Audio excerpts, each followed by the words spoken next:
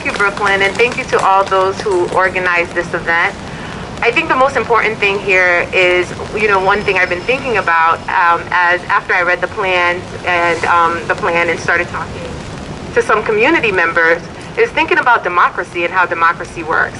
Democracy works when the community is informed, when the community is able to provide input, and when we put equity at the forefront. Unfortunately, with this plan, it doesn't do any of that. Equity. Exactly, equity. It doesn't do anything. It doesn't do any of that. It does not put the community first. It did not engage with the community to get their feedback, and it's not considering some of our most marginalized community members, those with disabilities. A few years ago, the city engaged in a process, and they were able to get community input to design a transport plan, or transportation plan. If that didn't work, then what should have happened is the state should have came back to the table and said, you know what, this is not working. We need to hear from the community. We need to create a plan that works for all people and not just some. We can't be living in a time when people are fighting for equity. They're fighting for us to create policies that have anti-racist as the anti-racism as part of the framework.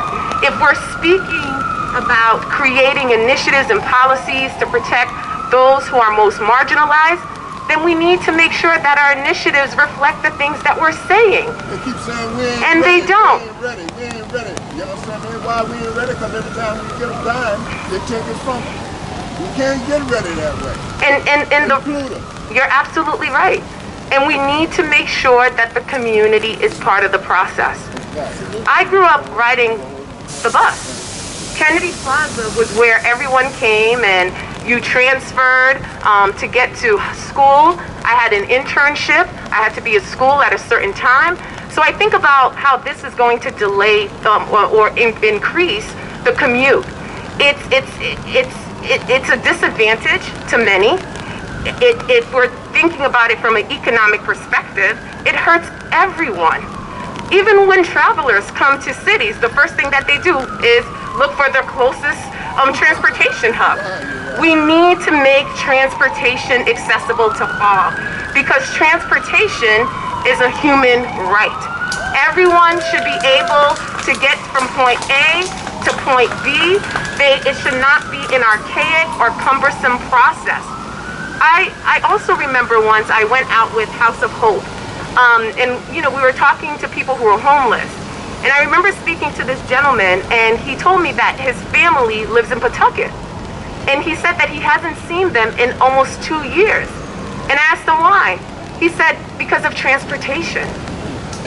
So you have someone who can't even get to the next town over because of transportation, yet we're going to make it even more difficult for people to commute.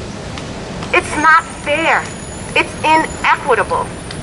What I hope RIDOT can do, the state or Rhode Island Transportation, is to come to the table, bring the community to the table, create a plan where equity is the pillar, is the foundation, where we're engaging with the community, and we're thinking about how to create a transportation hub where people don't have to go to another location to buy a ticket, where someone doesn't have to go to another location to transfer to the next bus.